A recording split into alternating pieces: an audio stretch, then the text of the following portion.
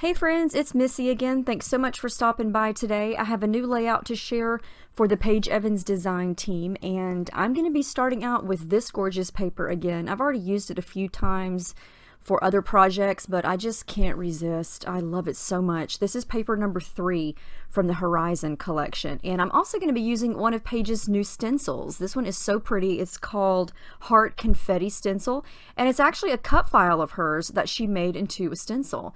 There are 2 available. This one's called Star Confetti, and keep an eye on Paige's social media because she's going to be telling you how you can purchase these in the coming weeks. She did have some pre-orders going up until last week, so if you missed out, just keep an eye on her Instagram and her Facebook, and she'll let you know pretty soon how you can get your hands on these. So I'm going to use the heart one today, and I'm also going to use one of her new cut files. This one is called Heart Swirls, and I cut it right in the middle of this starburst paper, and I just was in the mood to use all the colors. I've been in a rainbow mood lately for a while now. This collection just screams rainbow, and this paper was perfect for this. So I centered it in the middle and just kind of made it cut so it would cut all the colors in this heart. And it's got a lot of little bits and pieces in it, so it takes me a while. I don't think my blade was heavy enough. Anyway, I got everything punched out, and you can see how gorgeous that is. It's so swirly and detailed. And yeah, I'm going to use white cardstock as my background just because I'm going to have so much color, and I just want it all to stand out, and I figured white would be the best way to go. So I'm going to soften up the boldness of these colors just a little bit, and I'm going to use white gesso to do that. I'm just going to smudge my finger right in it and then just smudge it right over the cut file. And I don't want to, cover this up completely. I just want to soften it up a little bit because it's so bold, and you'll kind of see the idea that I've got going here in just a minute. But I'm going to go ahead and do this and then set it aside so it can start to dry. Yeah, I don't want it to look exactly pastel, but just to kind of mute out some of those loud colors. So I like the way that looks. I'm going to set it aside to dry, and then I'm going to get to work on my background. First things first, I'm going to coat most of it with gesso. This is clear gesso. I tend to use clear gesso when I have a solid white background because it doesn't matter, it's white, and so clear seems to dry a little bit faster. And I use the white gesso on the colored paper because it's colored paper, and the white is going to sort of soften up color or patterns. So that's why I use white sometimes versus clear. And also the white is not 100% white, so it tends to look a little bit yellow if I use the white on white paper. I hope that wasn't too confusing. So all I'm doing here is adding some of this modeling paste to the stencil or over the stencil using my palette knife to scrape it on. And my thought was that I would have the cut file in the middle of this background and then have all these little hearts and all this fun texture sort of around the edges of the heart. So I'm trying to be careful here and keep it confined to just outside of the heart. Not necessarily underneath the whole entire heart, because the heart itself is pretty detailed. And it's kind of hard to see here because it's white on white, but you'll be able to definitely see it here in a few minutes. There are a lot of different ways that you can use stencils. If you've never used stencils, they are awesome. This is one of my favorite ways to use them, and that's modeling paste. And it just creates this raised, rough texture on the background of whatever shape the stencil is. You could also use your spray inks and spray it directly on top of the stencil to get color on your paper. You could also spray the stencil itself and then flip it over and use it as a stamp. And you're not going to get a clear, crisp image of all the hearts, but you're going to get a really cool effect. And so this is just one way to use it. If you get the stencils, I would suggest just getting some scrap paper out and start to play around and just experiment with it. So here you can see I've got it pretty much done. I overlapped some of it in some spots, so some of it I tried to wait until it was dry, but some of it overlapped the first coat, and so sometimes the hearts kind of got squished a little bit, but that's okay. You can still see plenty of hearts. I was mainly going for texture and just interest and detail on the background here. Okay, so I pulled out all my rainbow colors of shimmers. These are pretty much my favorite of each color of shimmers here. I tried to match up the colors in that heart as best I could. I have a ton of shimmers, and so I pretty much have all the matching colors because I'm obsessed with shimmers. If you guys watch my videos, you know I use them practically on every layout. So this is, it looks complicated, but I promise you it isn't. Once you have your modeling paste dry, all I'm doing is spraying directly onto the paper and then using a little bit of water in my spray bottle or on my brush to kind of help make the color a little bit more watery, and just kind of spread and blend into the next color. Right there, I'm just adding some water. Sometimes I don't even use a brush. I just pick up the paper, let it, you know, tilt it to one side, and the paint or the color just does its own thing. Now, the key to the color doing this is the gesso that I added beforehand. The gesso sort of acts as a primer, kind of protects the paper. It adds this layer between the paper and all this liquid that I'm adding, and it allows it to kind of sit on top of the paper for a little bit, and it allows the color to do what it's doing here and not just soak right through the paper. So you could definitely do this without gesso, but if you want it to kind of run and blend and pull up like this, gesso is definitely the way to go. But yeah, I'm just spraying it and adding water, and look how pretty this is. I did not have a purple spray to match the purple in the heart, but I did have an Inklings from Shimmers, and I think that one is called Plum Crazy. Yeah, Plum Crazy. It's the perfect purple, so I just used my brush to apply that, and I want to have the cut file right on top of it, so it's going to be subtle but still visible. Okay, here it's dry. Look at this. Some of these colors have shimmer, some of them don't. I didn't really go for the shimmer factor here. I was going for the color itself. And even though the background is not in the shape of a heart, I really wasn't trying to make it in the shape of a heart. I just kind of wanted to have all these watercolor splotches kind of blending into each other to create one big rainbow splotch.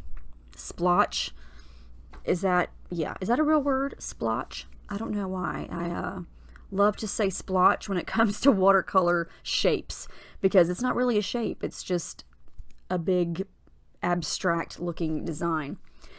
Anyway, I love how this is looking. And so now all I need to do is add my photo. I'm going to use one photo here. It's a selfie of me and my oldest daughter, and I've made it in black and white just because there's so many colors going on here, and I could not decide, you know, sometimes I start with the photo, sometimes I add the photo later. And this was a case of adding the photo later because I was more focused on the heart and all the rainbow colors. So it depends, you know, sometimes I'm in this for the process and sometimes I'm in it to scrap a certain photo. I have so many selfies of me and my daughters, and so this is just a fun everyday moment photo, and the colors in it weren't really important. We're sitting on the couch, which is kind of a tan color. So yeah, I felt like black and white was just fine. So I'm going to situate that on mainly the green and yellow area. And then I'm just going to start to embellish. I've got all the Horizon goodies pulled out here. I've got the epoxy stickers. I've got the regular stickers, the chipboard stickers, the ephemera die cuts. So I'm just, yeah, kind of seeing what goes where and starting to place things color on color or tone on tone. So I thought that I would add, you know, mostly pink things on the pink section, mostly blue things on the blue section, and so on and so forth. It's not 100% accurate. There are some other colors on other sections in small increments, but for the most part, I tried to keep it tone on tone. Now, I used a piece of pink pattern paper from the 6x8 paper pad and a little multicolored frame to back behind the photo, and then I'm going to go ahead and trim off this white border on this cut file here to kind of, I felt like the white border made it stand out a little too much and I wanted it to kind of blend in. Okay, now this is how I'm going to attach the cut file to the background. I've used this before recently and I had some people ask me about it. It's a sheet of sticky dots and it's from Thermaweb, and It's available all the time in the ThermoWeb store online. If you can't find it or you want specifics, you can leave me a comment and I'll send you the link to it. But it's very sticky, and then basically it's 8.5 by 11, and it is full of these tiny, teeny, tiny, tiny sticky dots. And so for something like this cut file that's very intricate, that would take forever to add glue to, or it's too thin to use a big tape runner, that's perfect, because you just stick it down, smooth your hand over it, and when you peel it up, the whole entire back of it is coated with little sticky dots. It's awesome. So now I'm just going to continue to work on the embellishing here. And like I said, I went through everything and picked out things that matched the colors. I love that big floral cut file because the blue part kind of sits on the blue side, the yellow flower is kind of in the yellow section. And then, yeah, added a big pink chipboard flower to the pink section, some blue things to the blues, some green heart over to, I think I added another green heart, so I have two. What I was most excited about is the word paradise.